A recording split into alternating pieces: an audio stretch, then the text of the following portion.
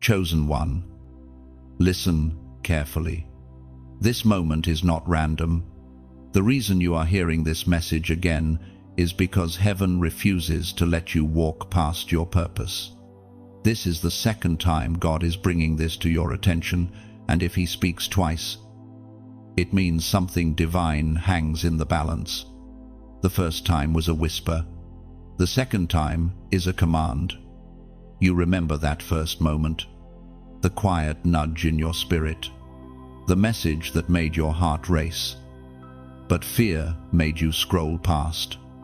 You told yourself, "I'll return to it later." But later never came. And now, heaven brings it back. The same word, the same tone, the same pull, because the call hasn't expired. Heaven is still waiting for your response. When God repeats Himself, it is not because He was unheard, it's because His word was not obeyed. He does not waste His voice. Every repetition carries divine urgency. Heaven does not stutter, heaven confirms. God is saying, "You heard me before, and you will hear me again until you move." There are some messages you can afford to ignore, but this one is different. It has followed you through the silence, through your distractions, through your excuses. Every time you felt that strange sense of déjà vu, every time a phrase or thought reminded you of what you once promised to do, that was not your mind replaying, that was heaven repeating. It was proclaimed in the first book of Samuel, chapter 3, verse 10. The Lord called Samuel again the third time, and he arose and said, "Speak, Lord, for your servant hears." This is that moment for you. Chosen one, the Lord is calling again. He is not done speaking. You are being summoned to rise to say, "Speak, Lord, I hear you." That same voice that woke Samuel in the night is echoing now through your timeline, through your screen, through the air around you. Heaven is repeating itself because heaven is not willing to lose you. Think back to the last time this word came. What did you feel? The conviction, the trembling inside you that you tried to suppress. That wasn't emotion, that was divine recognition. Your spirit knows the voice of its creator. And when he speaks twice, it means destiny is knocking twice. You were never meant to blend into the noise of this world. That's why certain messages won't leave you alone. That's why you can't unhear what was spoken before. Heaven keeps circling back because you were chosen to complete something significant. There is an assignment with your name written on it, and God refuses to let it pass to another. This is mercy speaking a second time. This is love refusing to give up on you.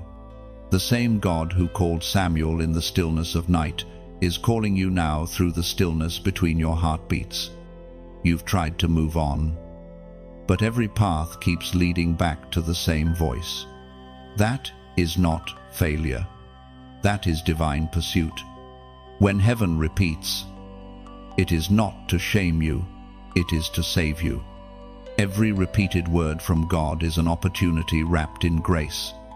The first time may have been a seed. The second time is the watering. And after this comes the growth, the movement, the awakening you were created for. You stand right now in a divine replay, a moment where God reopens the chapter you thought was closed. It's as if heaven is saying, "Let's try this again." And that is not disappointment, it's mercy clothed in patience. Don't ignore it this time.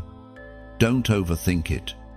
The very fact that you are hearing this again means God still wants to include you in what He is doing. There is something unfinished, and heaven is unwilling to move forward without your yes. Chosen one. This message is your confirmation that you are still in God's plan. You are not too late. You have not missed your moment. You are simply being reminded that your purpose still stands. Before you scroll away, pause. If this word resonates with you, take a simple act of faith. Like this message. Share it so another chosen one may hear heaven's echo. And subscribe so you don't miss the next divine signal. And if you can feel this stirring inside your spirit, comment 111 below, not as a number, but as your prophetic sign that you hear him this time. Heaven has spoken again.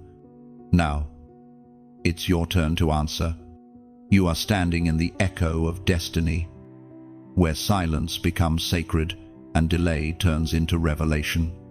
Do not let this moment pass again. What God repeats, he intends to fulfill through you. Now, the second call is your confirmation. Heaven still waits. The promise still breathes, and your name is still written in divine fire.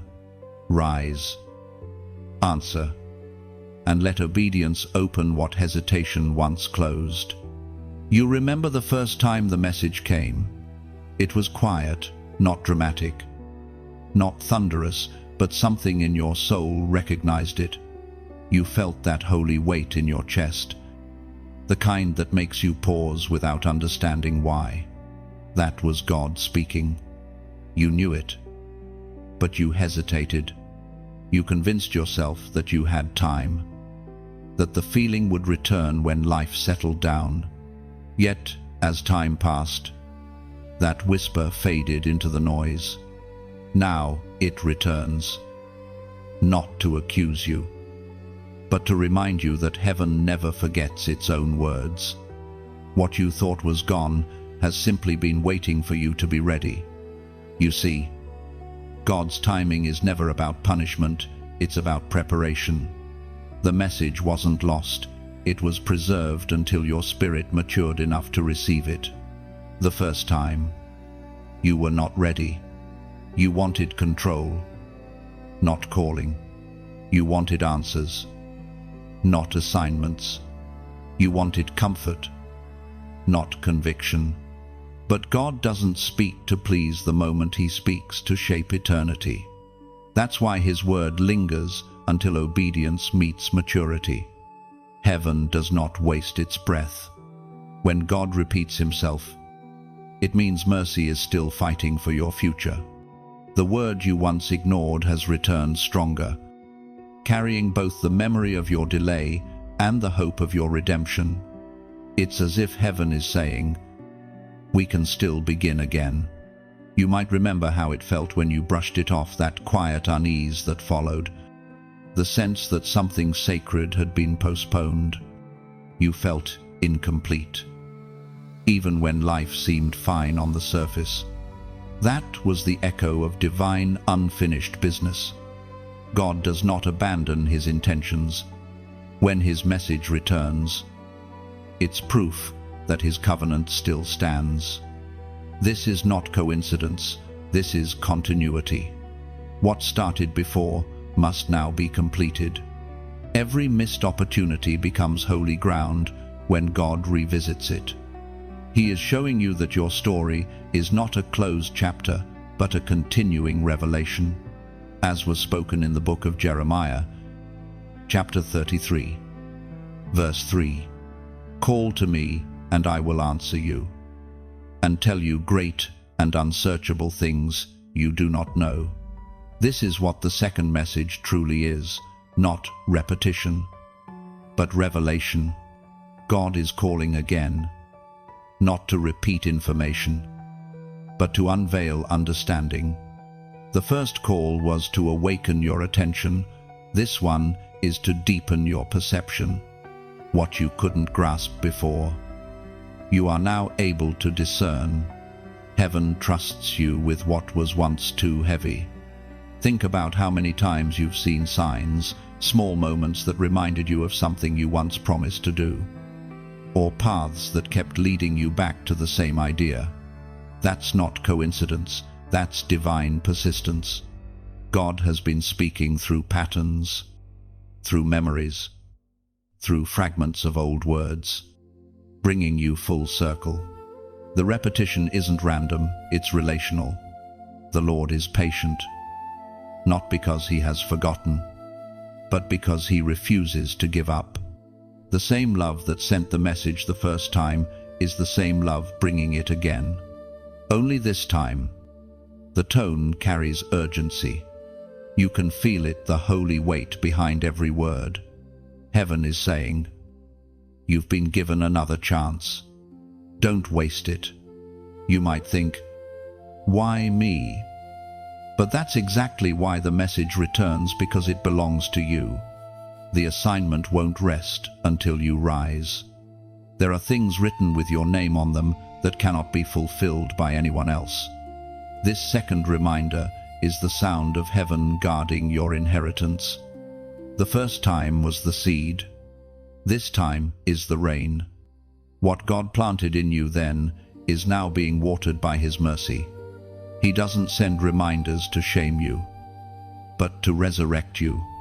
Every repeated word from God is a resurrection of destiny. The fact that you can still feel his pull means the door is still open. So let the memory of that first call no longer bring guilt, but gratitude. Because now, you understand this is grace in motion. Heaven did not move on without you. Heaven circled back for you. And that is the kind of love that transforms a warning into a wonder. God is not repeating himself to be heard. He is repeating himself to be obeyed. And this time, the ground of your heart is ready to receive what once fell among thorns. The silence between then and now was never abandonment, it was cultivation. And now, the same voice that once whispered has returned, clearer and closer than before. Chosen one, this second message is not the end of the story, it's the beginning of the fulfillment. You are standing in the echo of mercy, where what was once a warning has become an invitation. The same voice that once waited now watches, urging your spirit to rise and answer again. The word has come full circle, carrying heaven's patience and power. This time, don't run, don't reason, just respond. What was delayed will now be delivered through your obedience.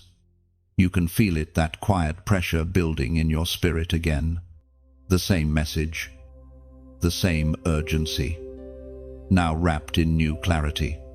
Heaven isn't just repeating, it's insisting. This isn't just a word you're hearing, it's a command you're meant to embody. The voice that spoke before now calls you deeper. You are being drawn to respond, not with fear, but with faith.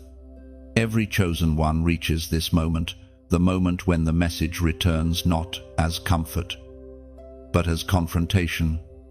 You've already been told, you've already felt the nudge, but now it feels sharper.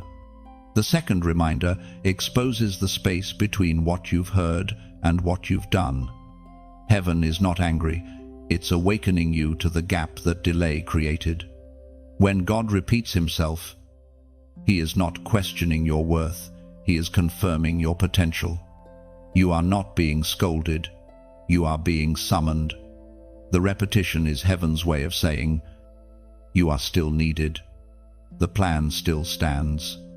The time is now. Do you realize how merciful that is? Many hear the word once and never again. But you are hearing it twice. That means heaven has marked your life for completion, not cancellation. That means there is still a door open, a path that hasn't closed. As revealed in the book of Hosea, chapter 14, verse 1, return, O Israel, to the Lord your God, for you have stumbled because of your iniquity.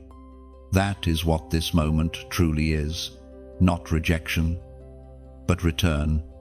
God is calling you back to the point of your first obedience, the place where you once said yes, but walked away too soon. The voice that spoke before is not calling from behind you, it's standing ahead, waiting where you were meant to arrive. You can almost feel it, the pull in your chest, the recognition in your soul. You're not imagining it. That's heaven saying, this is your moment to come back. The repetition of the message is the open gate of mercy. You are not being reminded of failure, you are being invited into restoration. The second call comes because the first seed took root. It may have been buried under dust and time, but it lived. Now, it's breaking through the surface again, ready to grow. God is not repeating himself out of frustration, he's repeating himself out of faith in your transformation. The first message woke your conscience. This one revives your courage. What God said before hasn't changed. What has changed is your readiness to respond. You are standing at the intersection between memory and movement. This time, heaven doesn't just want your awareness, it wants your agreement. And now, chosen one, here is your moment to respond in faith. Comment, I return. Write it not as a phrase, but as a declaration. When you type those words, you're not talking to me, you're talking to heaven. You're saying, I remember the first call, and I choose to answer it this time. That simple act is not symbolic, it's spiritual. It marks the end of wandering and the beginning of realignment, because every divine repetition carries purpose. Heaven does not echo without reason.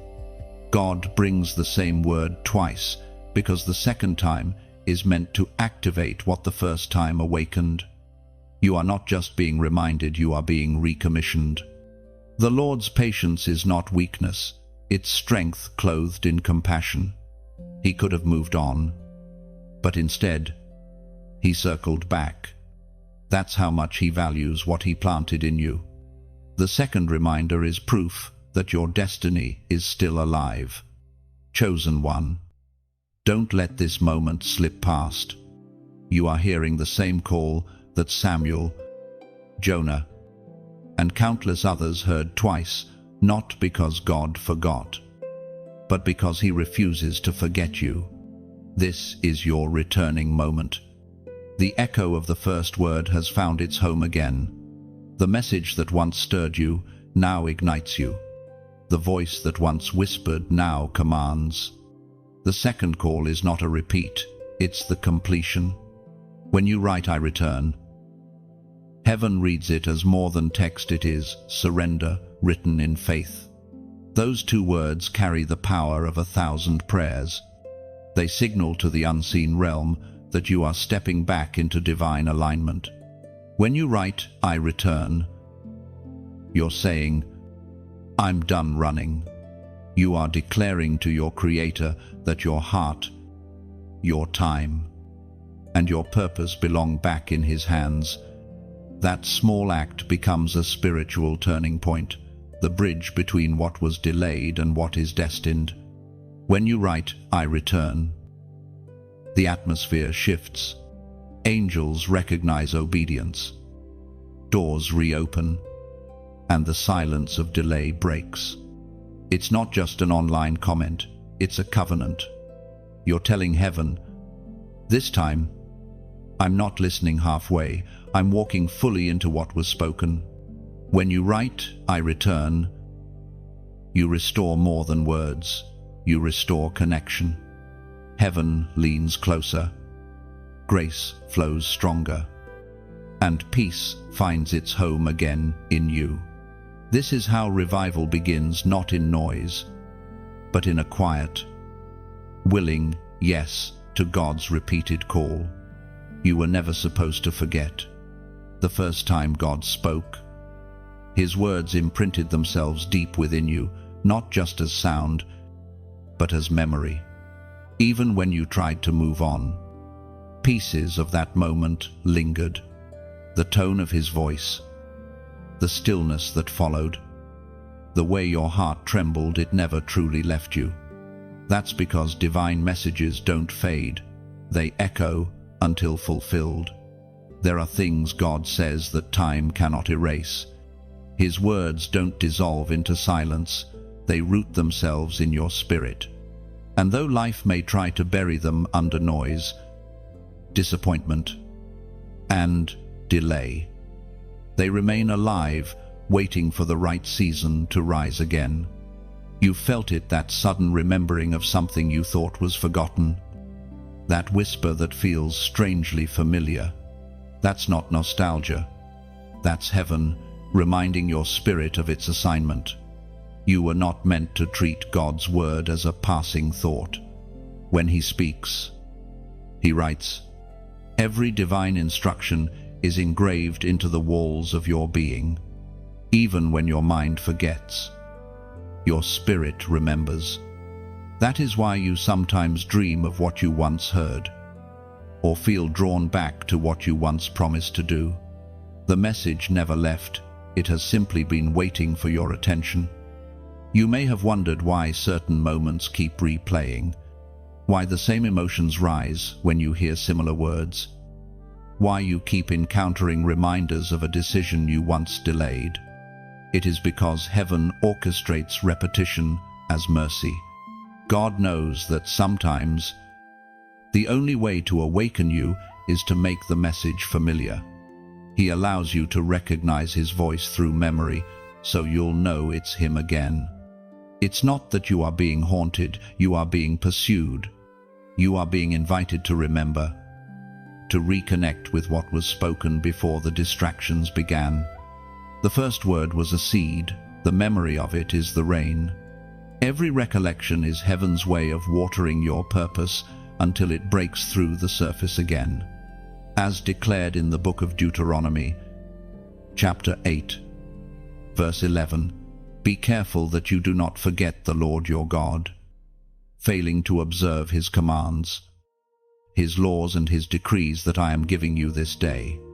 Forgetfulness is not harmless. It disconnects you from direction. When you forget the first word, you lose the thread of divine continuity. And when that happens, confusion grows, not because God stopped speaking, but because you stopped remembering. The second message is not just a warning, it's a restoration of memory. Memory is the bridge between instruction and fulfillment. You cannot walk in obedience to something you've forgotten. That is why heaven brings it back. God is bringing to remembrance every instruction, every moment, every vow that once stirred your heart. He is reminding you of the path you started but never finished, of the dream you carried but laid down too early. Sometimes the most powerful move of God is not in something new, but in bringing you back to what you already know. You don't need another prophecy to begin. You need to remember the one you received. You don't need a new direction. You need to return to the one you abandoned. The repetition is not to overwhelm you, but to restore your steps. Heaven repeats because destiny demands completion. The divine word you once received carries an assignment still waiting to be fulfilled. God's memory is perfect. He doesn't forget the moments you treat as small, the prayer you whispered in desperation, the promise you made in tears. They're all recorded.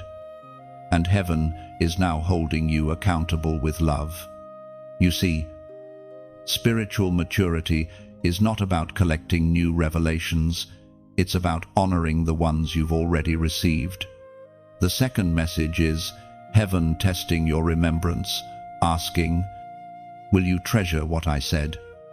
Or will you treat it as temporary? The reason the first word is echoing again is because it was never meant to fade. Heaven's instructions are not seasonal, they are eternal until completed. You may have changed, your surroundings may have shifted, but God's word remains. The memory of his voice is the compass meant to lead you back to alignment. You are not being punished for forgetting, you are being reminded so you can remember. Because remembering brings responsibility. And responsibility brings transformation. The echo you feel now is not condemnation, it's invitation. It's heaven saying, "Come back to what I said. I'm still here." Let the remembering begin again. Revisit what God once told you. Recall what stirred you the first time. Write it down this time. Hold it close. Pray over it until it burns again. Because what heaven repeats is never empty, it is sacred. And it is meant to be completed. You are standing in the sacred space between remembrance and realization. Every echo in your spirit is proof that God's word still lives inside you. Let memory become movement. What was once a whisper now becomes a command: rise and fulfill what heaven never forgot. Sometimes, God must interrupt your routine to remind you that destiny doesn't move at the pace of comfort. He breaks through your rhythm, not to ruin it, but to rescue you from the noise that keeps you numb. When heaven interrupts, it's never random, it's deliberate. And right now, this message is that interruption. You've been walking through days that blur together the same patterns, the same weight, the same tired questions. Yet suddenly, this message finds you again, echoing like a soft knock on your heart. You can almost feel heaven tugging at your attention, saying, "Look up, I'm speaking again." This is not just a repetition, it's an intervention. God interrupts to remind you of what you carry. He sees the exhaustion behind your strength, the faith that flickers but refuses to go out. He knows how close you've been to giving up, not out of rebellion, but out of weariness. But he hasn't forgotten you. That's why this word comes again, to recharge what life tried to drain.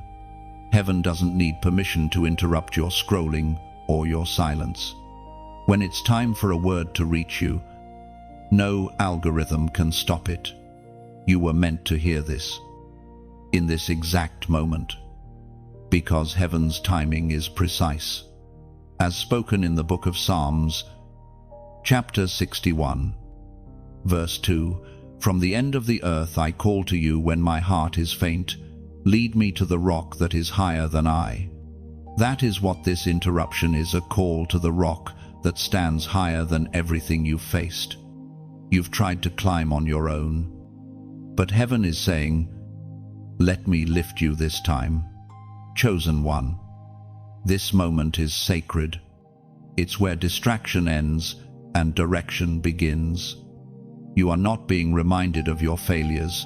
You are being invited into a deeper awareness of grace. The God who spoke before is not repeating himself out of impatience. He is reminding you that even when you drift, his voice never stops reaching.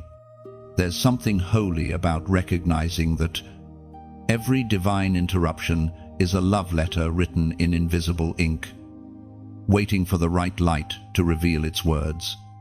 When you slow down, when you truly listen, you begin to see that everything in your life, even the pauses, the delays, the detours, has been part of the pattern heaven is weaving.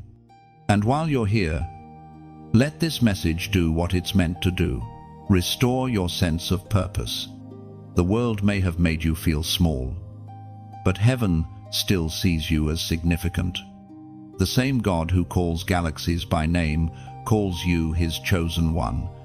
If this message stirs something inside you, let your heart respond freely.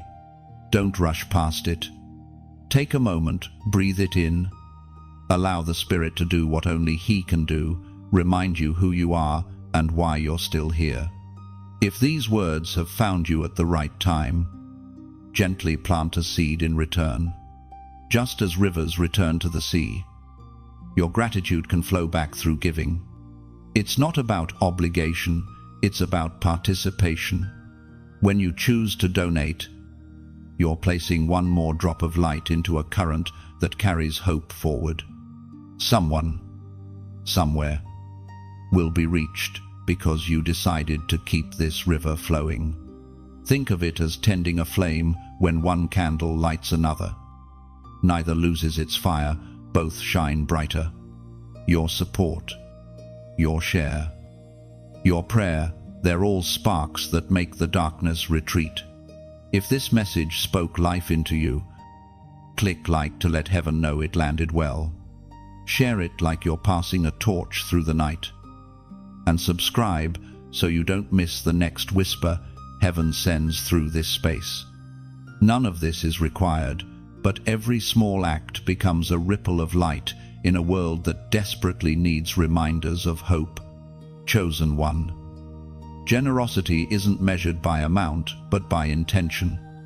When you give, whether it's time, attention, or a simple gift, it's like laying another stone on the altar of faith.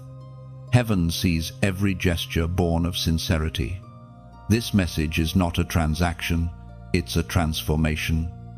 Whether you choose to listen, to give, to share, or simply to hold the word close, know this: heaven saw you before you arrived here. This word was waiting for you. And now that you've heard it, you're not the same. Let the interruption do its work. Let it remind you that you are seen, known, and chosen again. You are part of something larger than you realize. Every word you receive, every spark you share, becomes a thread in heaven's unseen design. What you nurture here with faith, heaven multiplies beyond sight, turning small obedience into eternal impact. Let this interruption be your reminder that generosity is worship in motion. The same God who repeats his message through grace now moves through your open hands. When you give light, it returns brighter, circling back as answered prayers and unseen protection. There is a sacred pattern woven through time every time God repeats himself. Something is about to shift. You may not see it yet, but the repetition you're experiencing is a signal. Heaven is preparing movement. The same message you once brushed aside now returns with weight, with purpose, with divine timing. You stand at the threshold between delay and destiny. What once felt like a simple reminder is actually the rhythm of heaven drawing you into completion. There's something powerful about this second call. It isn't louder. It's deeper. It doesn't shout. It settles. It finds the quiet parts of your soul and plants itself there, growing roots where excuses once lived. God has always worked through patterns. When something happens twice, it's confirmation. He repeated himself to Moses at the burning bush, to Samuel in the night, to Jonah in the depths. Each time he spoke again, transformation followed. When heaven says something twice, it's not because the first was unclear, it's because the second will bring it to pass. Look closely at your life right now. The familiar moments, the repeating dreams, the recurring thoughts you can't shake, they aren't random. They're reminders. You are being aligned. God is saying, this time, I'm not letting you walk away from the promise. As written in the book of Isaiah, chapter 46, verse 11, what I have said, that I will bring about, what I have planned, that I will do. That's the power behind repetition. It's not uncertainty, it's divine assurance. God doesn't remind you because he's unsure of his plans. He reminds you because he's ready to fulfill them. Every echo you hear is a countdown to manifestation. You may feel tired of waiting, But heaven never wastes waiting. Delay is not denial, it's divine construction. While you thought nothing was happening, God was preparing the soil of your life for what He is about to plant through this second word. The repetition you feel is heaven's way of saying, "It's ready now." Sometimes, before breakthrough comes, God has to reintroduce the promise. He brings it back to your attention because your spirit is finally ready to receive it. You had to walk through disappointment to learn discernment. You had to face silence to recognize His voice. Now, when He speaks again, you know it's Him. There's no mistaking the tone of divine familiarity. This is why repetition matters.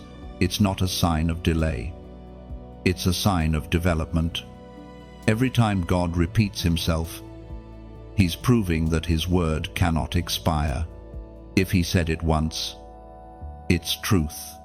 If He says it twice, it's about to happen. And right now, you are living in that holy again. The moment where the old word meets new power. The message is not just returning to remind you, it's returning to release you. Chosen one. Your obedience this time will open doors that were once locked. The first call introduced purpose. This one will activate it. You don't need to figure everything out, you just need to answer. You've felt the pull. You've seen the signs.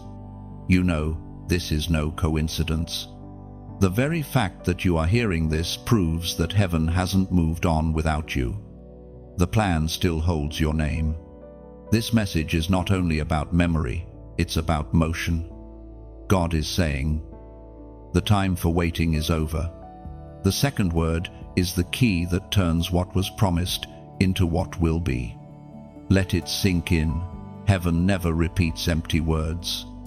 Every echo carries energy.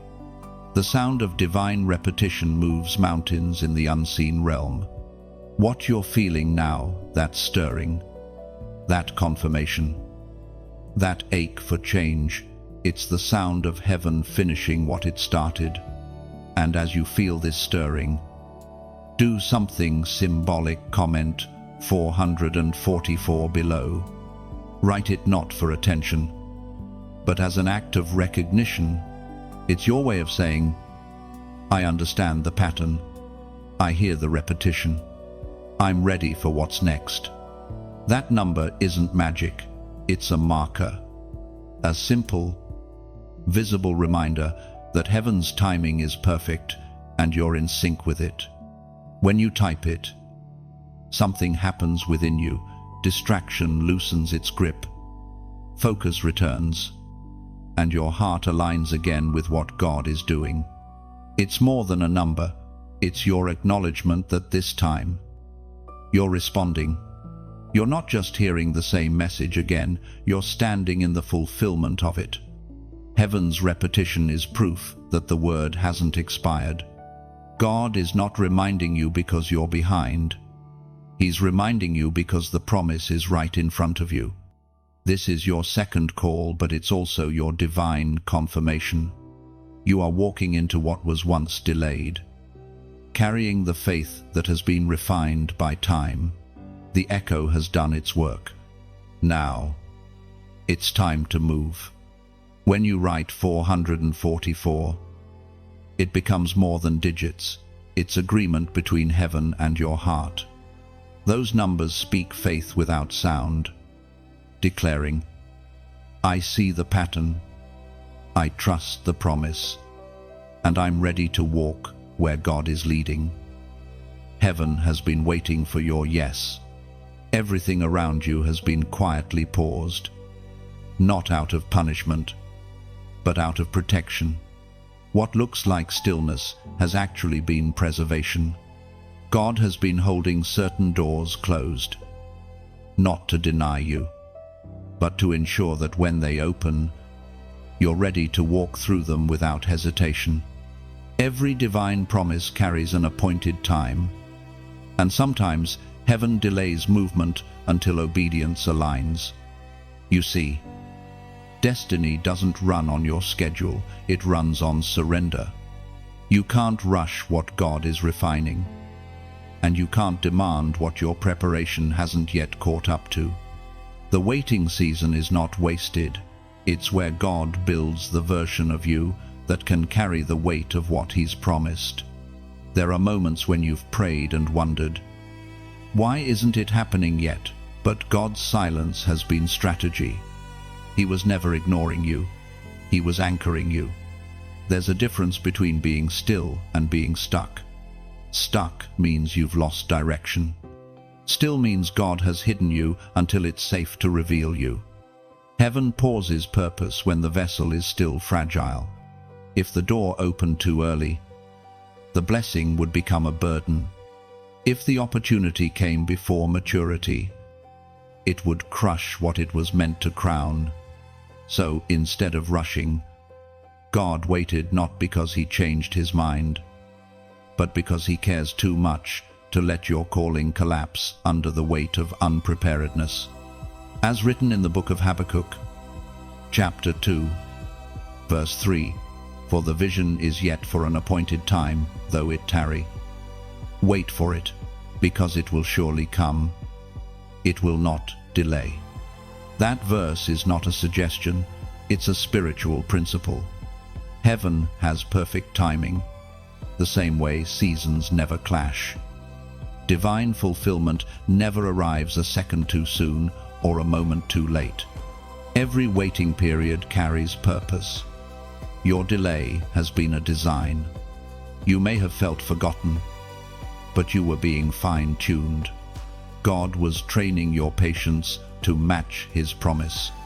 The stillness you've lived through has been your unseen classroom, teaching you endurance, trust, and discernment. You've been learning how to stay faithful when nothing moves, how to believe when nothing shifts. That is the kind of faith that transforms waiting into winning. And while you were waiting, heaven was working. Angels were aligning opportunities, shifting hearts, and arranging the details you couldn't see. You thought nothing was happening, but everything was happening, just not where you could watch it. What you call delay, heaven calls development. The waiting has been your proving ground. The silence has been your test. But now, the same God who paused the motion is pressing play again. The echo of His word is not returning to repeat itself. It's returning to resume what was placed on hold. When heaven speaks twice, it means the timing has matured.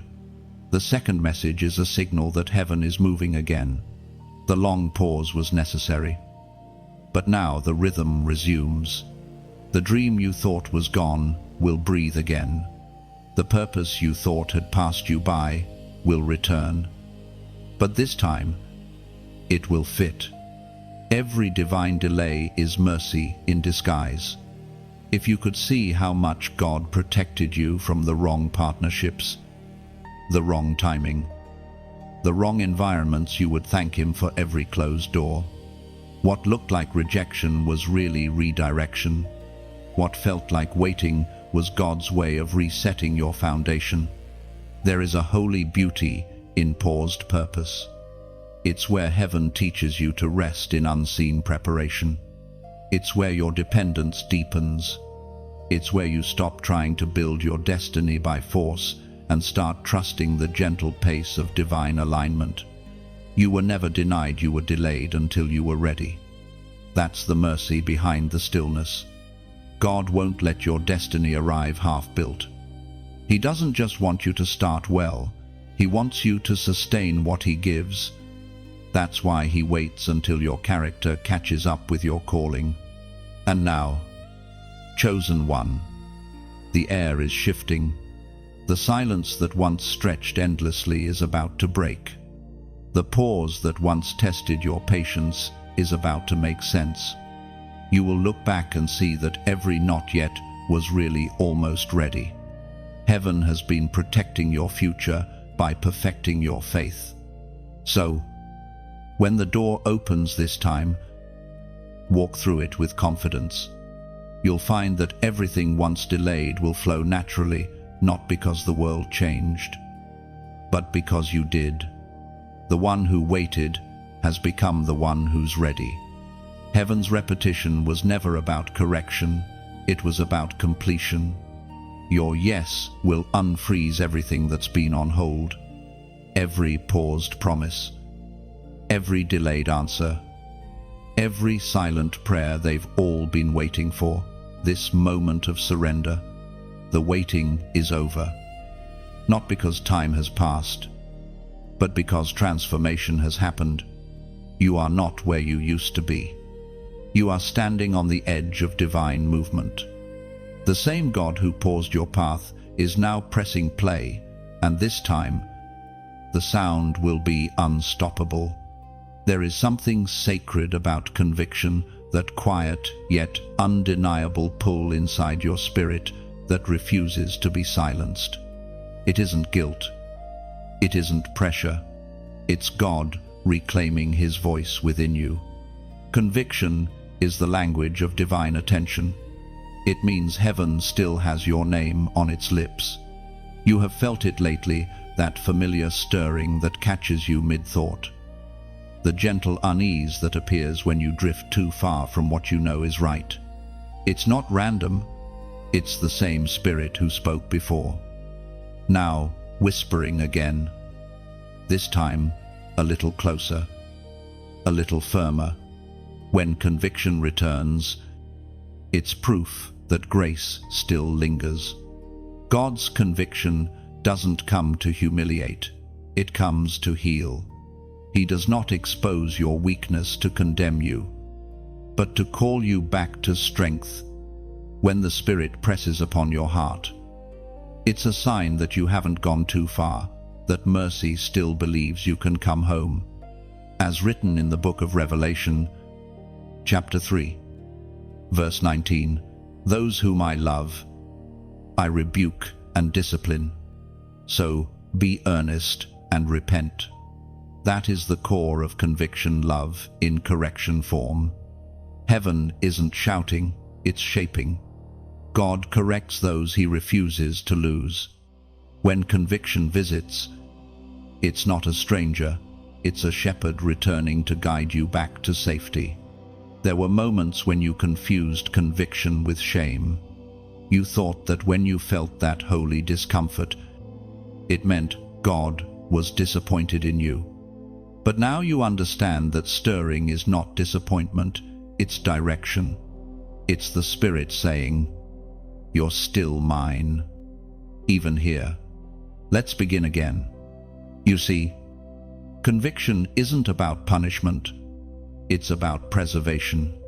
Without it, you would wander endlessly. Conviction is the guardrail between purpose and destruction. It's the inner hand that keeps pulling you back to where light still lives. Every time you feel that gentle ache inside, it's heaven saying, "Don't drift too far. Your destiny depends on your return." There's beauty in being sensitive to that voice. The world calls it conscience, but you know better. It's not mere morality, it's divine frequency. The same Spirit that once hovered over chaos still hovers over your life, bringing order where confusion tried to reign. When conviction returns, it's like oxygen for your soul, proof that your heart is still alive enough to feel God. A hardened heart cannot be moved, but yours still responds. That means you are still reachable, still redeemable, still chosen. Think of Peter after he denied Christ. When his eyes met the eyes of Jesus, the scripture says he wept bitterly. Those weren't tears of failure, they were tears of reconnection.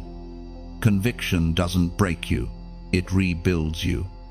That moment became the start of Peter's transformation from follower to leader. The same happens in you when conviction finds its way home. Conviction is heaven's kindness wearing the clothes of discomfort.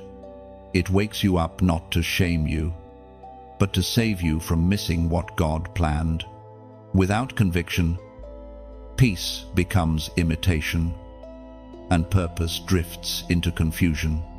The Spirit never stops speaking, only hearts stop listening. But yours hasn't. You've tried to silence it before, to drown it out with distractions or excuses. But every time, it comes back softer sometimes, stronger other times, yet always faithful. That voice inside is not against you, it's for you. It's the same Spirit that knows every step you've taken, every word you've spoken, every fear you've fought. And still, it calls you beloved. Still, it believes you can rise again. So, when conviction comes, don't run from it, welcome it. Sit with it, let it speak, because inside its whisper is the sound of freedom. Conviction doesn't say, "You're finished." It says, "You're not done yet." It's God interrupting your drift to remind you that purpose still breathes inside your chest. Conviction is the bridge between wandering and returning. Without it, you'd lose direction. Through it, you find restoration. Every time your spirit tightens, every time your heart softens under truth, that's heaven doing surgery, cutting away what harms, healing what's holy. Chosen one, you must learn to love conviction. It is heaven's reminder that you still matter. A silent heaven is a dreadful thing, but a speaking heaven, even when it pierces, is mercy at work. So when you feel that inner pull again, don't resist it. Let it lead you. Because conviction doesn't end with correction, it ends with peace. The same voice that confronts you will comfort you. The same Spirit that reveals your flaws will remind you of your worth. God's conviction is not the closing of a door, it's the unlocking of your way back home. Conviction is not the sound of rejection, it is the melody of mercy. When heaven corrects you, it's proof that grace is still active, that love is still reaching for you, even through the cracks of your weakness. Let conviction shape you, not shame you. Every divine whisper refines what pain distorted. The same voice that once called galaxies into being now calls you gently to begin again, to walk as one who is still chosen. You are not being scolded, you are being summoned. Conviction is not a punishment, it's a personal invitation to restoration. Heaven's tone has shifted from silence to summons, from reminder to response. Every moment you feel that tug inside is heaven whispering, "It's time." There's a difference between guilt and godly sorrow. Guilt traps you in the past, but godly sorrow transforms you for the future. God doesn't want you stuck replaying your mistakes. He wants you to recognize that His voice still calls your name through them. What you feel right now is not heaviness, it's hope disguised as urgency. This is how heaven operates. It calls gently, but persistently. The voice won't force you, but it won't leave you either. You might try to drown it out with noise, distraction, or busyness, but it will keep returning until you respond. Because God is not interested in your perfection, He's after your presence. He doesn't want distance, He wants dialogue. As declared in the second letter to the Corinthians, chapter 7, verse 10, godly sorrow brings repentance that leads to salvation and leaves no regret. But worldly sorrow brings death. That's why this second calling feels different. It doesn't pull you into despair, it pulls you toward destiny. Heaven isn't reminding you of where you fell, it's pointing you to where you rise. Every conviction that humbles you is preparing you to walk in power. You've already been through the silence, through the distance, through the uncertainty, yet here you are again. Not by accident, but by divine arrangement. The same message that found you before now comes carrying new strength. The same word that once convicted you now comes to comfort you. That is the dual nature of God's mercy. It corrects, then it covers. When the Spirit speaks again, it's not about shame, it's about shaping. Every comeback from heaven is layered with love. God doesn't expose to embarrass, He exposes to empower. He is peeling back the layers of delay to reveal the version of you that's finally ready to move forward. This is the sound of redemption echoing through your timeline. The message you ignored has found you again. And that is grace in its purest form, undeserved yet unrelenting. You can feel it, can't you? The mixture of conviction and peace. The tension between your past hesitation and your present hunger. That's what divine realignment feels like. The same God who called Samuel in the night is calling you in this very moment. The same Spirit that pursued Jonah through the storm now whispers through your calm. The call hasn't changed, but your understanding has. This time, you're not just hearing, you're comprehending. You know now what's at stake when heaven repeats itself. It is a holy thing to be called twice. It means heaven refuses to let go. You are not forgotten, you are pursued. You are not discarded, you are desired. The repetition is proof that your name is still active in heaven's conversation. Every chosen one reaches this crossroad, the place where conviction demands a confession. Not a confession of failure, but of faith. It's the moment where you stop running and simply say, I'm listening. That's all heaven has been waiting for. Not grand gestures, not flawless obedience, just a heart that listens. And now, as your spirit begins to respond, take this simple step. Comment, I surrender. Write it not out of fear, but as a declaration of peace. When you type those words, it isn't about giving up, it's about giving in to grace.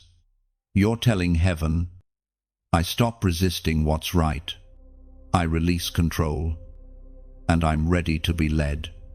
Those two words are not weakness, they're worship. They tell the unseen world that your heart has finally come home. There is power in response.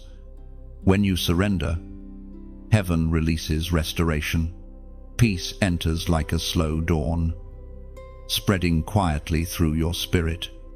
You'll notice how the heaviness lifts, not because the world changed, but because you stopped fighting the one who never stopped fighting for you. So say it, mean it, and let it mark this moment. I surrender. That's how the rebuilding begins. The same voice that called before now finds you open, still, and willing. And heaven rejoices not because you're perfect, but because you finally said yes. When you write, I surrender, you are not admitting defeat. You are choosing divine rest. Those two words tell heaven that you no longer want to fight battles that grace has already won for you. It's the sound of trust returning to its rightful place. When you write, I surrender, it becomes a bridge between resistance and redemption. You're telling God, I can't do this in my strength anymore, but I believe you can. That simple act invites peace to enter where pressure once lived. Heaven always moves where humility begins. When you write, I surrender, your story shifts. The past loses power, and purpose regains its voice. You're not giving up, you're giving over. And in that giving, God begins to give back everything you thought you'd lost. There comes a moment in every chosen one's journey when the silence finally turns into sound, not a shout, not a thunder, but a soft confirmation that heaven has not forgotten you. You are standing in that very moment now. The same voice that whispered before is speaking again, not to warn this time, but to awaken. You are at a crossroads, not of confusion, but of calling. Heaven is asking you to choose movement over memory, obedience over hesitation. Every time God repeats himself, he's not pointing out your delay. He's proving that his mercy outruns your timeline. You may not see it, but the repetition in your life is heaven's rhythm. The moments that keep circling back, the thoughts that won't leave you alone, the dreams that keep revisiting you, all of them are divine reminders, rhythmic footsteps of grace echoing through your days. As recorded in the book of Job, chapter 33, verse 29, God does all these things to a person twice, even 3 times, to turn them back from the pit, that the light of life may shine on them. God repeats himself because he refuses to let your light stay hidden. You may have dimmed yourself to survive, but heaven has called you to shine, to restore. That's why this word feels alive inside you, because it's not just instruction, it's ignition. You've been through nights of silence, waiting for a sign that the promise still stood. But now the light returns, and with it, a new clarity. What was paused is being resumed, and what felt forgotten is being restored. The question is not whether heaven is speaking. The question is, will you let this light move through you? Or will you hide it again behind fear, doubt, or delay? When you carry light, you don't have to force it to shine, you just have to stop covering it. Your presence becomes a lantern for others wandering in the same dark you once walked through. That is how heaven multiplies purpose, one light kindling another, until what began as a whisper becomes a wildfire of faith. And if this message has found you in a moment of remembering, let it also find you in a moment of responding. Click like, not out of habit, but as a way of saying, I see the light again. Share it as though you were passing a candle across the table of time, letting someone else find warmth where you once found coldness. Subscribe not for content, but for continuity, to stay connected to the current of heaven that flows through this space. Think of it like joining a river. Every time you return, you're carried a little farther downstream toward your purpose. And if you feel moved, not pressured, not pushed, but moved, consider giving. When you donate, you are not funding a message, you are planting a seed in the soil of light. It's like placing another lamp along a dark road, so someone else can see their way home. Every gift becomes a bridge. Somewhere, someone you will never meet will feel the warmth of your unseen kindness. That's how heaven works. What leaves your hand doesn't disappear, it transforms. It becomes voice, hope, comfort, connection. Your giving is not a transaction, it's participation. Like rain that returns to the sky it fell from. Your generosity completes the circle of grace. It says, this message found me. Now, let it find another. You don't have to give out of pressure. Let it be poetry between you and God. Let it be an echo of gratitude. Some give with their words, some with their prayers, some with their resources, but every act born of sincerity is sacred. Remember, heaven never measures the size of your offering, only the sound of your heart behind it. Even the smallest seed, when planted with faith, becomes a tree that shelters generations. Chosen one, If this word has stirred your spirit, let it also move your hands, not because you must, but because you can. To light another lamp is to honor the one who first lit yours. Think of it like tending a garden of hope. Every like is a leaf, every share, a branch, every gift, a root stretching deeper into the soil of eternity. Together, they grow into something living, something heaven can use. This is not a demand, it's an invitation. You are free to walk away or free to join in. Both choices are seen by God, both held in love. But if your heart whispers yes, even softly, follow that sound. It's heaven moving through you in its gentlest form, compassion. The message that found you twice will now find others because of you. That's how purpose multiplies quietly, beautifully, without force. What began as a single word becomes a wave, carrying light into places words alone could never reach. So let your faith flow in whatever form feels right, through prayer, through kindness, through giving, through simple presence. Every expression counts. Heaven notices it all. And as you listen, breathe, and respond. Remember this: when light gives light, nothing is lost, it only grows brighter. Every act of obedience creates a ripple, even when no one sees it.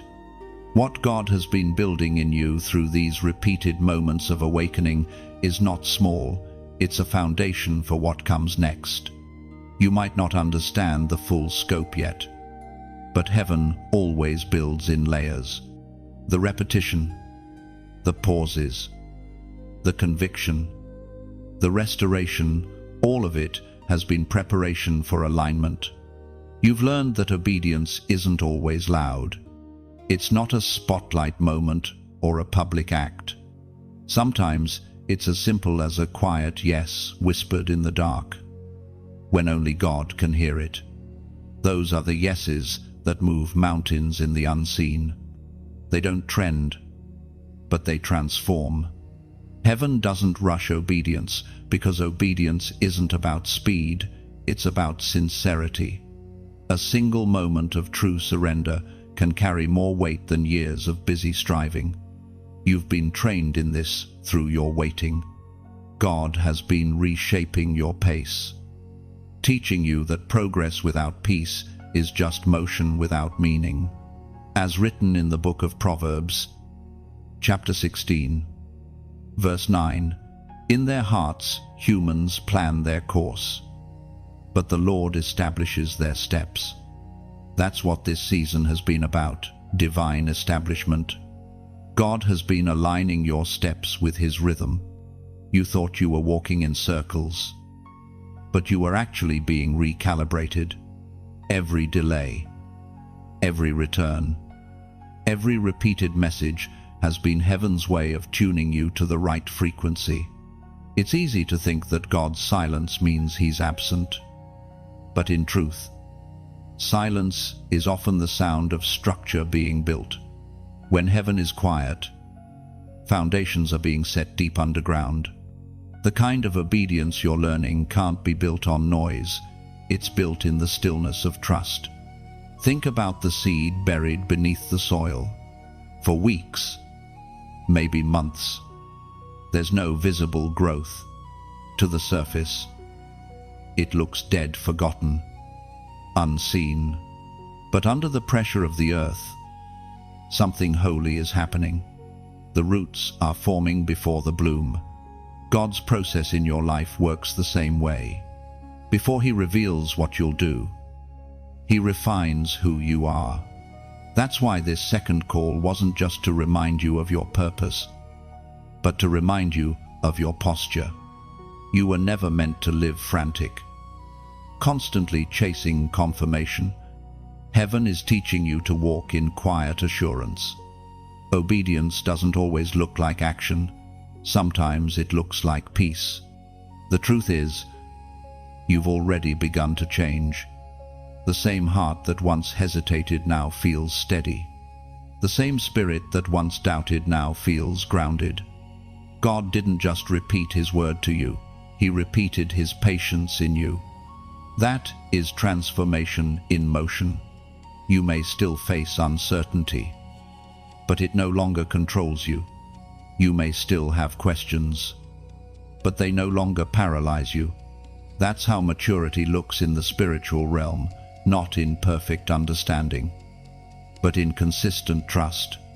Heaven has taught you to lean, even when you don't know where the next step lands. Every time you felt like giving up, heaven recorded it as growth. Every time you pushed through the silence, heaven marked it as strength. You may not have seen the reward yet, but it's coming, not as a flash of blessing, but as a steady unfolding of grace. When God builds, He doesn't rush. He constructs with eternity in mind. Every repeated lesson has been a brick. Every quiet surrender, a beam of stability. What He is forming in you will last because it's rooted in something deeper than motivation. It's anchored in revelation. This is the mystery of divine alignment when obedience meets timing. Doors open naturally. You don't have to force them. You don't have to prove your readiness. Heaven will recognize its own design within you and respond in kind. You've walked through correction, conviction, calling, and confirmation, and each stage has prepared you for manifestation. The voice that spoke twice didn't just remind you, it refined you. The echo of heaven's call has turned into a steady pulse inside your spirit, one that beats in rhythm with God's heart. Now, as this chapter unfolds, notice how peace follows you. Not the peace that comes from circumstances behaving, but the peace that comes from knowing you are exactly where you are meant to be.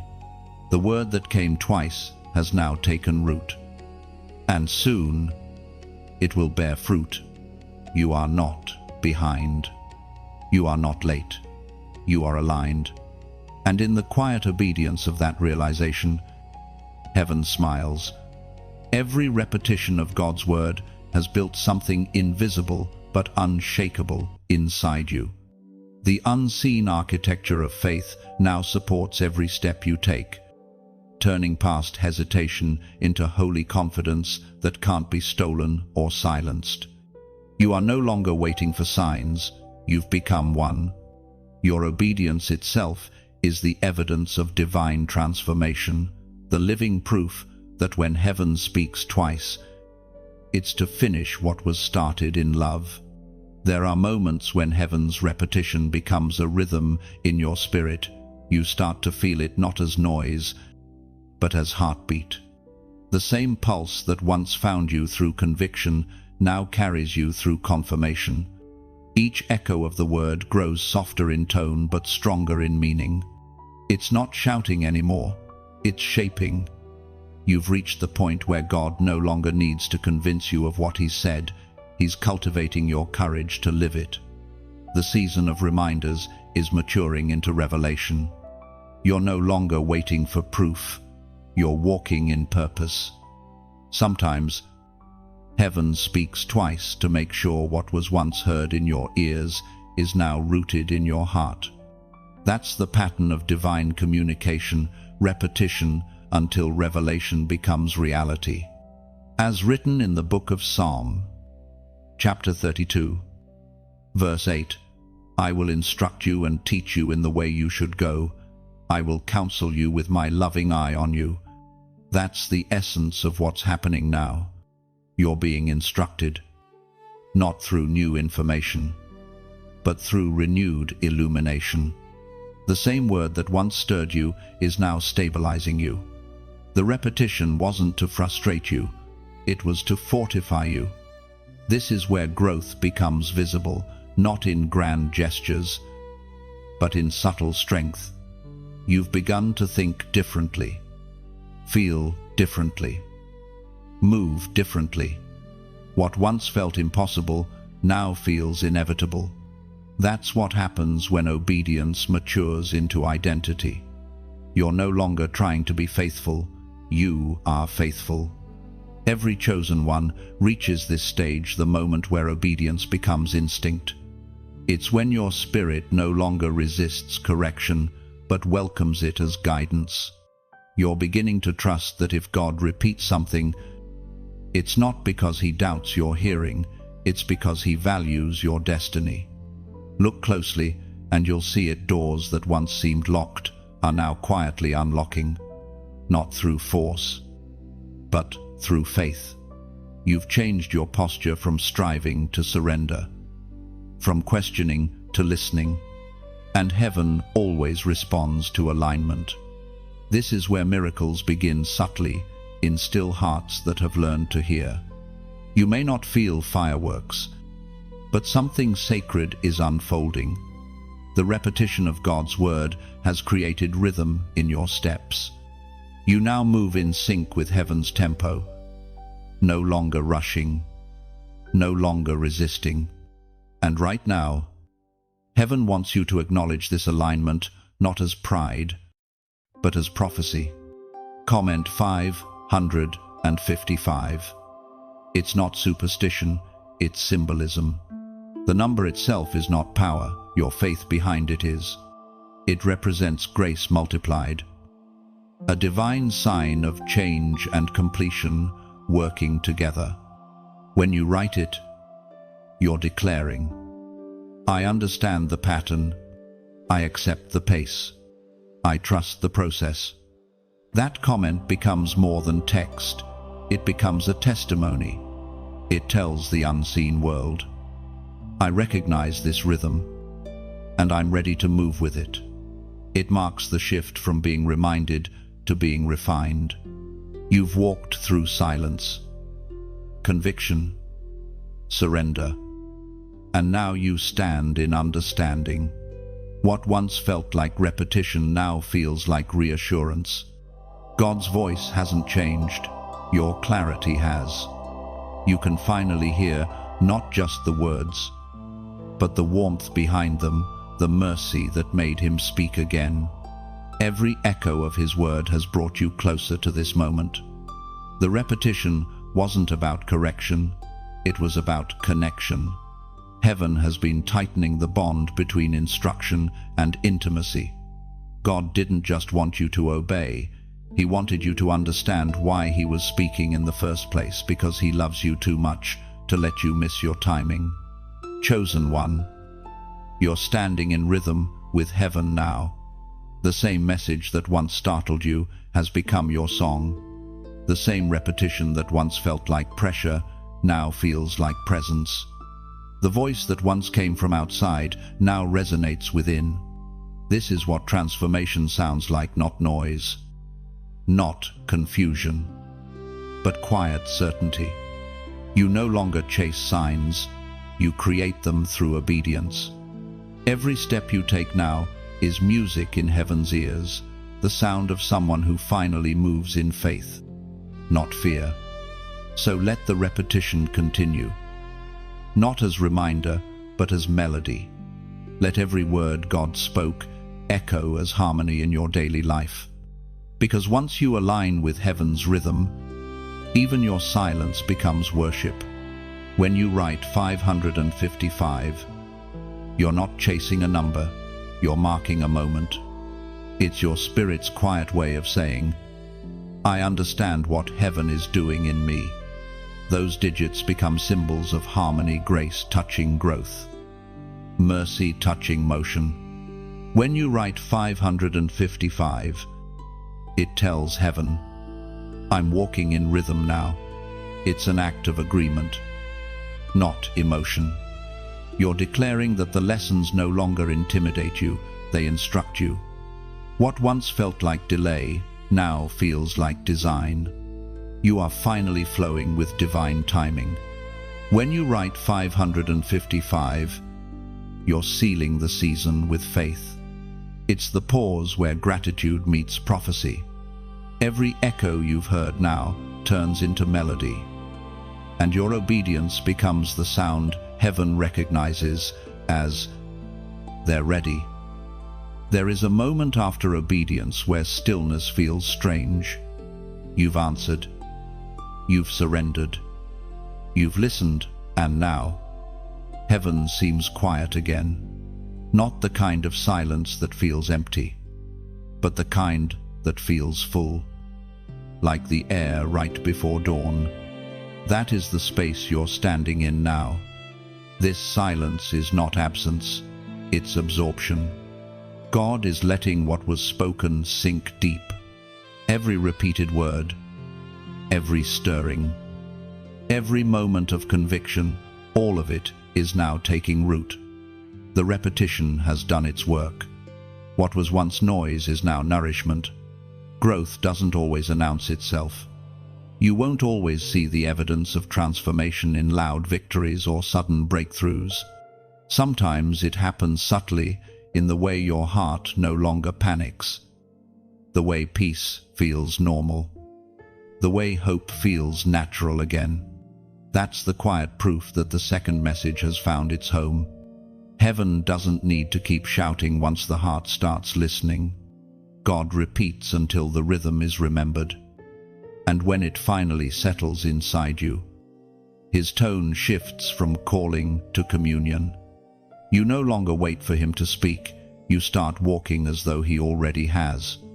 That's the difference between being reminded and being renewed. As revealed in the book of Isaiah, chapter 55, verse 11, "So is my word that goes out from my mouth, it will not return to me empty, but will accomplish what I desire and achieve the purpose for which I sent it." That verse describes your life right now.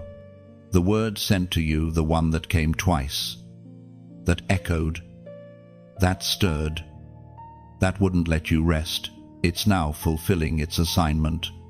God's word is never wasted. It always produces what he promised, though sometimes it grows in hidden places before it's seen in visible ones. You are walking through that unseen growth. The process feels quiet, but it's not stagnant. It's the quiet of roots deepening. The deeper they go, the stronger the tree will stand.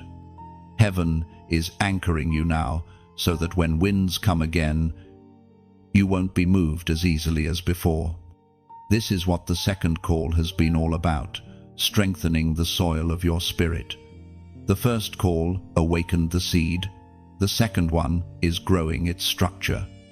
Everything you've walked through, conviction, surrender, understanding, has been the watering of purpose. And now, beneath the surface, something divine is pushing upward. Sometimes God hides growth so that pride won't poison it.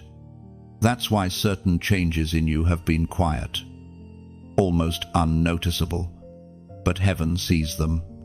Every time you chose peace instead of panic, every time you forgave instead of retaliating, every time you listened instead of argued, those were miracles in motion.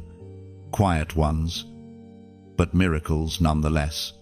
The second call taught you something the first never could. Obedience isn't a moment, it's a rhythm.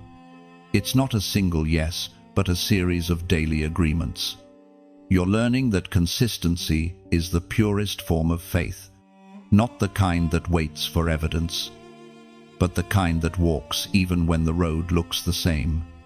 You've reached a point where trust feels like breathing. You don't have to force it, it flows. That's when heaven knows the message has completed its mission. The word is no longer external, it's internal. It has become your compass. You carry the instruction now, not as memory, but as muscle. Even when days feel ordinary, they're sacred. The extraordinary has settled into your everyday, shaping how you see, how you respond, how you love. The divine repetition has shifted from sound to substance.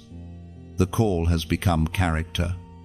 There will still be storms, still seasons of silence, but you'll move through them differently now. You've learned the language of heaven's rhythm, how to discern not only what God says, but when He's saying it. That kind of awareness doesn't fade. It deepens. The silence that once scared you now steadies you. You used to panic when heaven paused. Now you understand it's in the pauses that purpose breathes. That's maturity, trusting not just the message, but the messenger. So, if you feel stillness again, don't mistake it for distance. This quiet is God's way of sealing what He's spoken. The word has already gone forth, and now it's fulfilling its purpose in you. Piece by piece, breath by breath. Heaven has spoken twice, because completion requires confirmation. The message that once pursued you has now partnered with you. You are no longer being called. You are being carried by the very word that once called your name. The same word that once echoed around you now beats within you. What was once instruction has become instinct. You no longer chase the voice because it lives inside your rhythm of faith. You are the living continuation of God's spoken word. Every step you take releases the proof that heaven's repetition was never in vain. It was sculpting endurance into grace. There are seasons when you begin to see the quiet evidence of everything God was doing while you waited. It doesn't arrive all at once, but in small, unmistakable confirmations. The conversation that lifts your spirit. The door that opens gently after long silence. The peace that finally stays. These are not coincidences. They are the fruit of every whispered yes you gave heaven in faith. The second word God sent to you has completed its first mission to anchor you, to shape you, to prepare you. You are not the same person who first heard the message. Back then, you listened with uncertainty. Now, you listen with understanding. You no longer question whether the voice is real. You recognize it instantly because it sounds like peace. Peace is heaven's signature. Whenever God completes a stage of His work, peace follows. It's not the kind of peace that means there are no storms. It's the kind that means the storm no longer controls you. You've learned that obedience doesn't always calm the weather, but it calms you within it. That's what maturity feels like, stability in motion. You've walked through delay, conviction, surrender, and realignment. And now you find yourself standing in quiet fulfillment. It doesn't shout. It doesn't glitter. It simply is. And somehow, that's enough. Heaven never promised loud arrival. It promised lasting transformation. As written in the book of Philippians, chapter 1, verse 6, being confident of this, that He who began a good work in you will carry it on to completion until the day of Christ Jesus. That is the sound of divine consistency, the assurance that what God starts, He finishes. His repetition in your life was never a sign of hesitation. It was the rhythm of completion. Every time He reminded you, He was building momentum. Every echo of His voice was another brushstroke on the canvas of your destiny. And now, the picture is beginning to appear. You can finally see hints of what He was painting all along, not chaos, not confusion, but connection.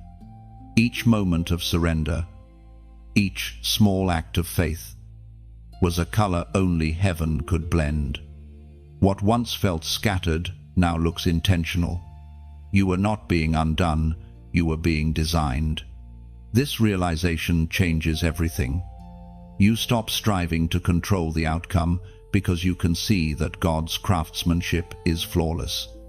You stop forcing growth because you understand that real growth is quiet, organic, inevitable.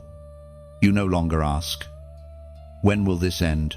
Instead, you start asking, "What is heaven doing right now?" That's a question born from peace, not panic. You see, repetition has turned into revelation, and revelation has turned into rhythm.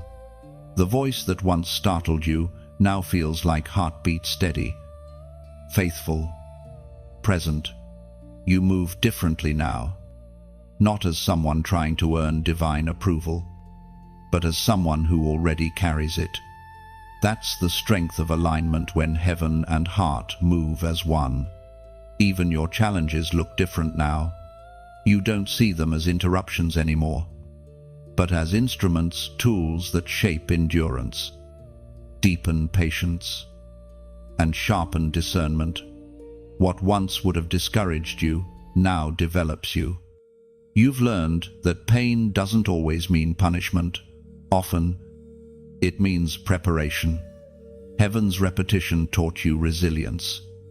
It taught you that waiting isn't weakness, that silence isn't absence, that repetition isn't frustration. Each was a classroom where faith learned endurance. Every stage built upon the last, until your spirit stopped reacting and started resting. That's the real fruit of the second word, a peace that doesn't depend on performance.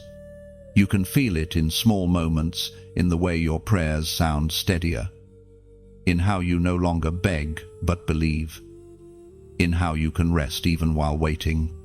That's how heaven measures growth, not by what you gain, but by what no longer shakes you.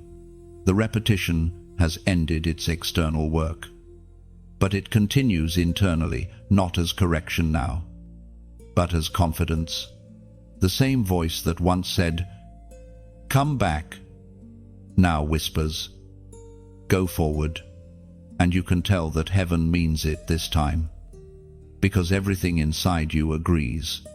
The echoes have quieted, but their strength remains. You no longer need the same message repeated. It has become a melody within you. You are the living continuation of the word that heaven once sent twice. You are its fulfillment, not in perfection, but in perseverance. This is where revelation becomes reality, when you finally live as though God's word has already succeeded. You are walking proof that repetition was never wasted. It was the rhythm of your transformation. You are standing in the quiet glow of completion, where faith no longer strives but simply breathes. Every repetition has turned into rhythm, every delay into design, and you finally see how patience was God's finest tool. What once confused you now comforts you. The echoes that once demanded response have become your steady song, the sound of a heart aligned with heaven's timing and secure in divine peace. There comes a sacred turning point in every divine story, a moment where what was once instruction transforms into inspiration. You have reached that point now. The word that once felt like correction now feels like companionship. Heaven is no longer repeating itself to guide you. It is walking beside you to grow you. You've learned the language of stillness. You've learned to hear God not just in messages, but in moments in the way the wind pauses before rain, in the quiet strength of ordinary mornings, in the peace that lingers long after prayer. That's what alignment sounds like, silence that speaks and motion that feels sacred. The voice that once called you back now calls you forward. Heaven no longer needs to wake you. You are awake. The second word has done its work. It broke through walls, softened fears, and cleared away the fog that once made everything uncertain. Now, you see, not with anxiety, but with assurance. As written in the book of Galatians, chapter 6, verse 9, "Let us not grow weary in doing good, for at the proper time we will reap a harvest if we do not give up." You've endured long enough to see that verse come alive. What you thought was delay was actually cultivation. You were not being denied, you were being developed. Heaven has been watering your obedience. And now, the first fruits are appearing, not all at once, but gently, like sunlight on a horizon. And now that you've received, the Spirit whispers one final invitation, not of demand, but of devotion. If this message has become part of your journey, let it move through you the way rivers return to the sea, every time you like. You're not just clicking a button, you're echoing gratitude into the atmosphere, letting heaven know the seed landed in fertile soil. When you share, think of it as opening a window in a dark room. Somewhere, someone else is searching for light, for a sign that God still speaks. Your simple act becomes that sign. You're not spreading content, you're passing on comfort. That's how revival begins, quietly, from heart to heart. If you feel a word rising in you, leave a comment. Write what truth has touched you most, or even a single line of gratitude. Each comment is like throwing a pebble into still water. The ripples go farther than you can see. You're adding your voice to heaven's echo, turning this moment from message into movement. And if this stream of words has helped carry you through your season, subscribe, not for routine, but for rhythm. It's like walking a familiar forest path where each visit reveals new growth. Staying connected keeps you close to the same flow that's been guiding your steps, reminding you that heaven still speaks through stillness. Then, for those who feel a deeper stirring, if this message has touched a sacred place in you, consider this thought. Every donation is like planting another lantern along the traveler's road. You don't have to light the whole world, you just have to light what's in front of you. When you give, you are not paying for words, you are participating in wonder. Your gift becomes a spark that keeps this light alive, a quiet contribution to the unseen chain of hope, like a raindrop returning to the river that first nourished it. Your generosity completes the circle of grace. No pressure, no price tag, just presence.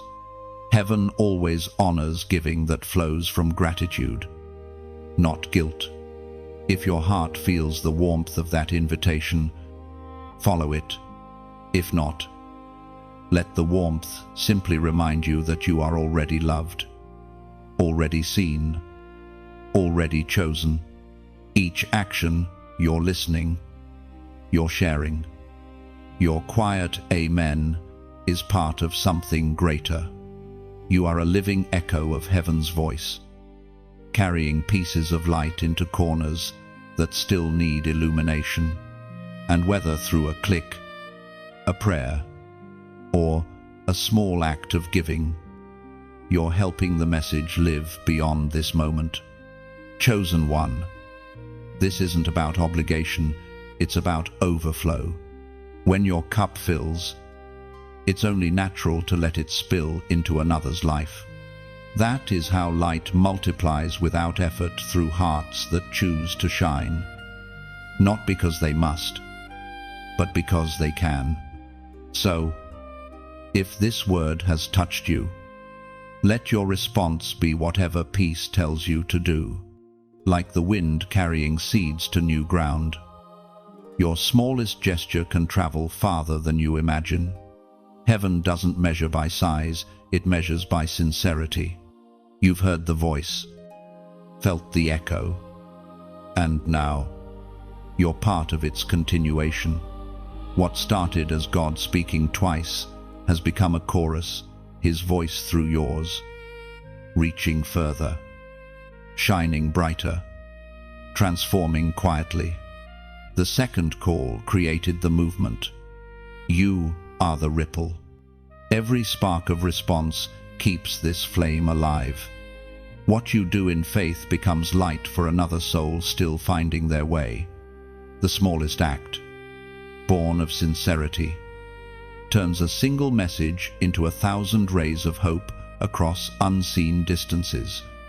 There is a sacred quiet that follows obedience, not the silence of absence, but the silence of completion. It's the stillness that comes when heaven has finished a chapter and simply waits for you to breathe it in. You can feel that quiet now. It's different from the pauses before. This one feels full, content, and alive. Everything heaven wanted to shape in you through this repeated message has taken form. The repetition that once stirred you now strengthens you. The call that once echoed through your heart has become the calm rhythm guiding your steps. This is the season where the word no longer chases you, it walks with you. There is a strange beauty in how repetition fades. The same way a sculptor sets down the chisel when the statue finally reveals its shape. Heaven sets down the hammer of reminders once you begin to resemble what the word was sent to create. That's where you are now, formed, refined. Not perfect, but positioned.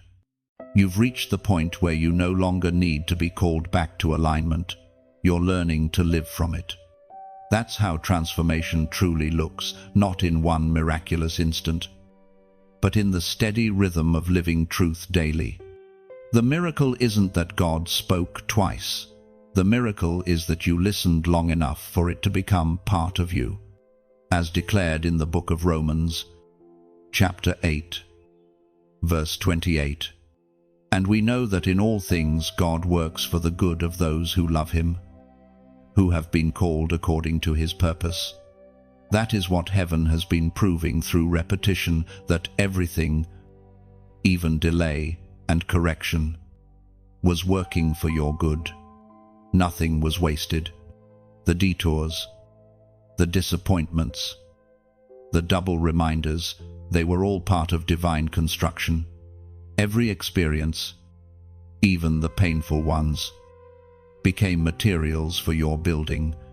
You see, purpose is not a destination, it's a design. And design requires drafts. The first word God gave you was the sketch. The second was the detail. The repetition was not an error in the blueprint, it was precision. Heaven never repeats carelessly. Each reminder was a line drawn with love, shaping edges, carving depth, refining you for the exact moment you're now entering. It's easy to miss how intentional that process was until you look back. Think about it, the same events that once frustrated you now make sense. The timing that once felt cruel now feels careful. You can see now that God was never withholding, he was weaving. He was stitching together your story with threads only visible in hindsight. There were moments when you thought heaven had fallen silent again, but it hadn't. The silence was strategy. God was letting your roots deepen in trust so that when the next word came, it wouldn't shake you, it would strengthen you. That's the power of divine repetition.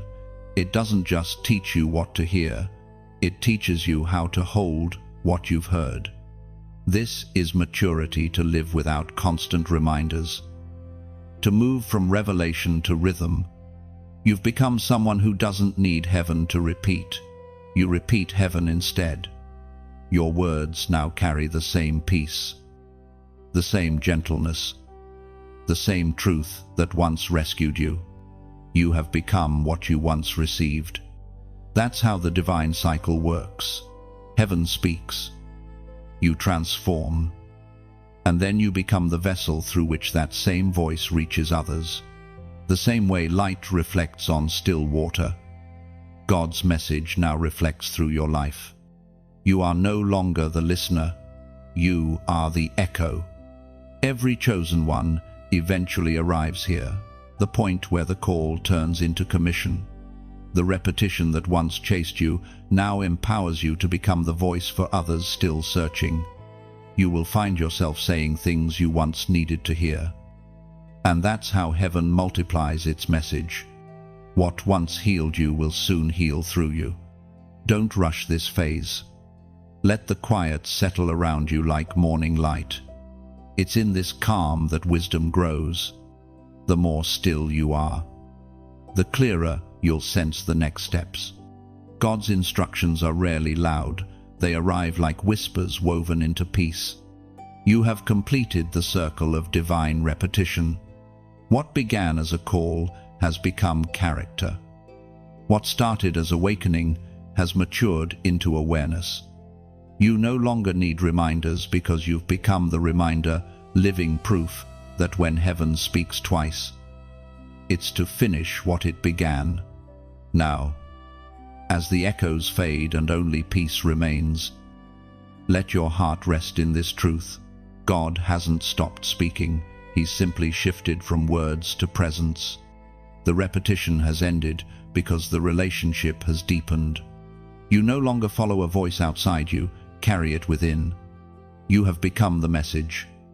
Every breath you take now carries remembrance. The same spirit that once whispered through chaos now rests within you, calm and complete.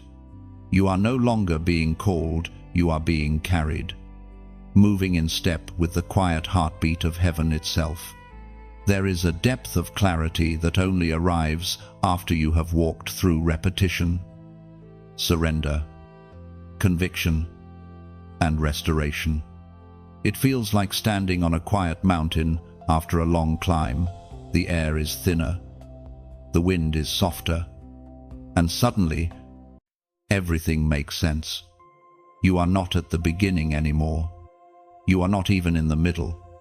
You are standing inside the fulfillment of what heaven repeated twice so it could finally live in you.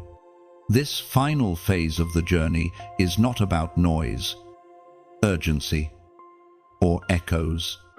It is about realization, the moment where you look back and see with new eyes how God wove every thread together. What once felt scattered now reveals a pattern.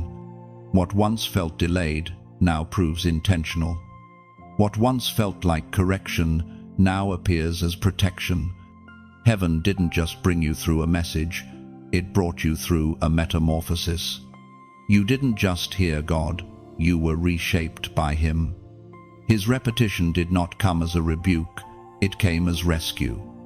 He found you drifting, whispered once, and when life pulled you away again, He whispered twice, not to scold, but to save, not to accuse, but to align, as spoken in the book of Jeremiah, chapter 31, verse 3, I have loved you with an everlasting love, therefore with loving kindness I have drawn you. That is what the second call truly was drawing, not dragging, not forcing, not frightening you into obedience, but gently pulling you toward the place where love heals what fear once controlled. The repetition was kindness. The echo was affection. The insistence was tenderness wrapped in urgency. You've traveled far from the first moment you felt heaven tug on your heart. Throughout this journey, you have learned the difference between reacting and responding, between hearing and heeding, between knowing God's voice and trusting God's voice. And now, that trust has become your foundation. You're not fragile anymore. Your faith doesn't flicker at the smallest breeze. The storms you once feared now find you anchored. You've discovered the strength that comes from walking with a word that refuses to let you collapse. You've become steady in places that once broke you. That's what divine repetition creates: spiritual muscle, invisible fortitude, a backbone of peace. Now the journey turns inward. It becomes less about what God says and more about who you are becoming because He said it. You've learned to live with a listening heart. You've learned to recognize divine nudges in ordinary moments. You've learned that your soul responds not only to volume, but to vibration, to the quiet movements of God inside your spirit. This is maturity, not hearing more, but needing less to stay aligned, not chasing signs, but becoming someone who moves with the slightest whisper of heaven, not constantly asking for direction, but walking confidently because the voice lives within you. What once required repetition now requires only remembrance. The second message did its work. It carved a new awareness into you. You now know how quickly life drifts when you stop listening, and how deeply peace roots itself when you return. You understand why God spoke twice, because the second time didn't just reach your ears, it reached your identity. And now, you walk forward differently, not with fear of missing God, but with assurance that you and God walk in the same rhythm, not with anxiety about decisions, but with a confidence shaped by His consistency, not with dread of silence, but with trust in His nearness, even when no words are spoken. The entire journey, from first word to second, from echo to embodiment, has created something eternal in you, a stability you didn't know was possible, a spiritual maturity that no one can take, a peace that withstands shifting seasons. The repetition is over because the transformation is complete. The echo has faded because the message has finished its mission. The voice has quieted because the word has rooted. You no longer stand as someone needing to be reminded. You stand as someone ready to be used. What God repeated to reach you, He will now repeat through you to reach others. You have become the vessel of the same grace that once pursued your wandering heart. This is the beauty of divine cycles. What begins as a whisper becomes a witness. What begins as correction becomes calling. What begins as repetition becomes revelation, carried forward by a transformed life. You are the continuation of the message, living proof that God's word never returns void. It returns fulfilled, embodied, alive. And now, with heaven's whisper resting quietly in your spirit, you step into the next chapter, not as someone being called back, but as someone being sent forth. The word that once chased you now carries you. You move with a confidence shaped by surrender, no longer trembling at uncertainty, but trusting the one who guided you through every echo and every return. You are no longer the seeker, you are the sign. Heaven's repetition has become your resonance, a quiet power within you that speaks without words and shines without striving. And now, chosen one, as this journey comes to its final breath, let your heart linger in the quiet truth of it all. You were not reminded twice because you were failing. You were reminded twice because heaven refused to move forward without you. You were worth the repetition. You were worth the return. What you do with this message now becomes part of your story. Let it settle. Let it breathe. Let it continue shaping you long after these words fade from your screen. And if what you heard here touched something sacred within you, let your response be as gentle and genuine as the way God has guided you. If this message brought you clarity or comfort, press like, not as a routine gesture, but as a soft imprint of gratitude. The way footprints stay on wet sand long after the tide recedes.